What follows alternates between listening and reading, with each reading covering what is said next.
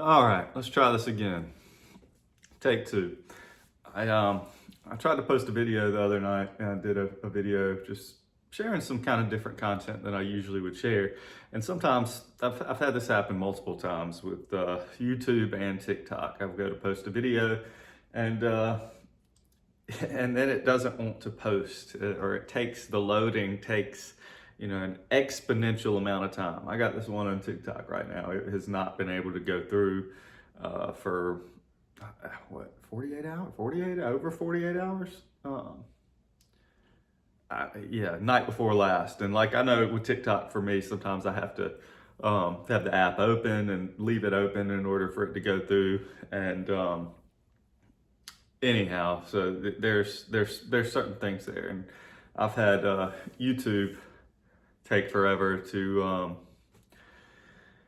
post one too, over a day and stuff, and it's just whatever. So I don't like to say I don't like to get into conspiracy isn't true, but I won't get into conspiracy about like that type of stuff because I think it can get into a space of like victimization of that, and kind of promote that mentality, but.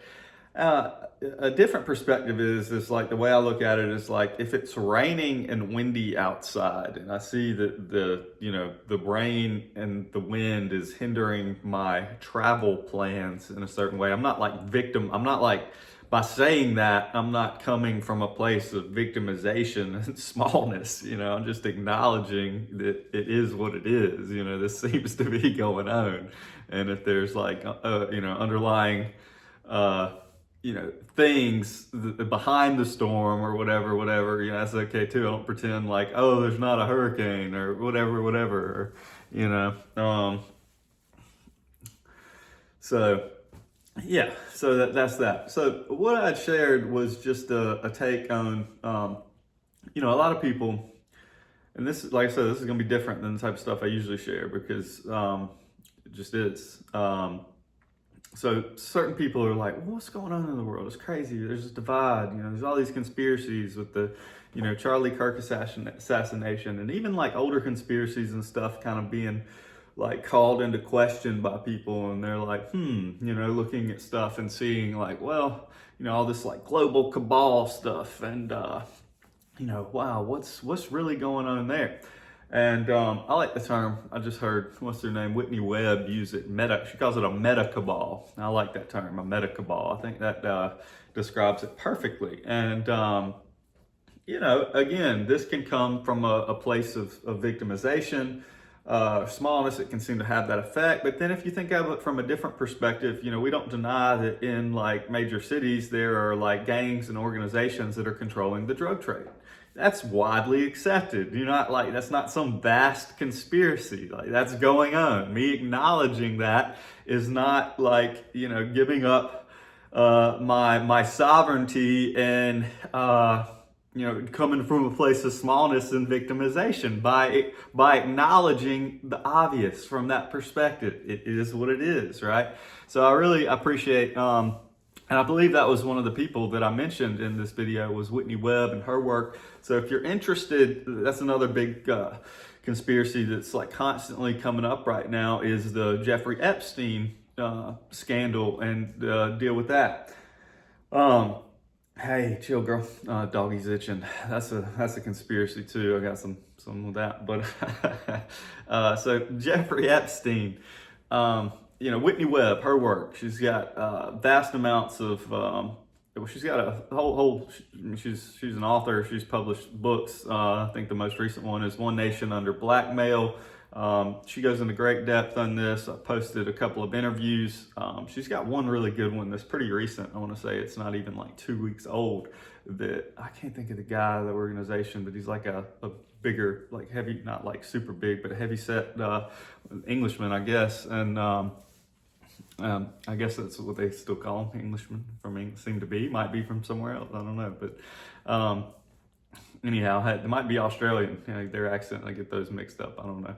But anywho, so it was a great interview. She goes into great depth. Her work goes into great depth about the Jeffrey Epstein, the global syndicate meta cabal that's really behind all this and going on. And so for anybody interested in really trying to have the information that's not just all crazy conjecture and actually is outlined and boom, boom, boom, is there, the information's there, the research is there, the sources are there and quoted, Whitney Webb's work is going to be where you want to go to. Okay, so that's one. That's the start from that perspective. Okay, then if you're more interested and inclined towards the more arcane next level to this conspiracy, which is has to do with ETs and this cabal being in cahoots with these ET organizations or societies even, I would suggest Bill Cooper's work. Bill Cooper, he's got a book called Behold a Pale Horse, and if you don't know, a lot of his information was what they based the story, a lot of the backstory in the X-Files, where it goes into this global cabal and how they are tied in towards orchestrating events for this negative alien agenda to kind of come to fruition. And so that's going to be a great one. Bill Cooper's work, he's got a lot of great interviews. And again, anybody I promote, I cannot speak on all their work, all their authenticity. One of the things I do like about Bill Cooper is he does acknowledge that he, didn't know or doesn't know if certain of the things that he was being fed or allowed to see was misinformation that was, wanted to be delivered out to the publicly. And there was an agenda behind that. He didn't know. He spoke on that. He was unsure, and he figured some of the stuff likely that was the case, but he felt called to speak on it nonetheless. So that's kind of the next step in that is his work. All right. So then, you want to go beyond that even, and what goes beyond that is to the greater histories of these ET beings, our histories, why they're so interested in Earth, what's the real agenda, what's going on. You're going to have to look into, you don't have to, but I'd say Ashayana Deane, her work is going to be great for this. Now again, do I promote all of her work? No. It is what it is. There can be interference and confusion there, but this goes into great depth of these races, these groups, collectives, and their agenda of what they're trying to do here, and then how we can come in to promote change. Because all of this other stuff so far is knowing this information is not helpful. What can we do to actually embody it? And this is why there's so much spiritual confusion and religious conflict upon this planetary sphere, is because of the true teachings have been confused and destroyed and and hidden and taken away and filled with misinformation and And so we have to get back to the truth, that sincere truth that's there, and learn how to embody that and bring that in for us to really embody the truth and to step into that spiritual experience and stability for ourselves, that spiritual sovereignty.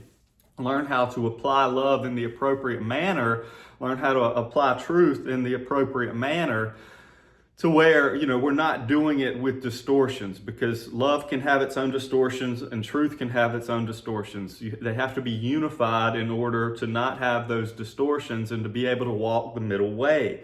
And to truly be able to embody that and practice that and understand the teachings of the law of one, the Christ, the teachings of the Christ, and all the great avatars, that have truly embodied that Christic teaching and the law of one upon this planetary sphere.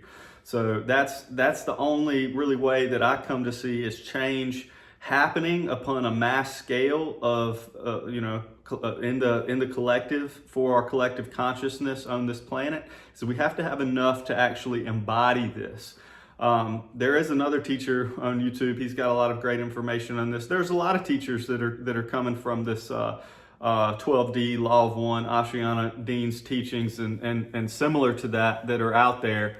But she seemed to be the first that kind of disseminated that, and there's lots of ones out there, so I'm not going to go into that right now. But anyhow, if depending upon where you're at, you might be interested in these things. So I just wanted to throw this out there so as to not keep these doors have been open, but they're still gate kept. So here I'm just trying to point to the open door, and you have to be willing to walk through whichever one you're in front of. So that's it, guys. I love you. Peace and love. Do with it what you will, but hopefully you use it for the highest. Peace and love. Bye.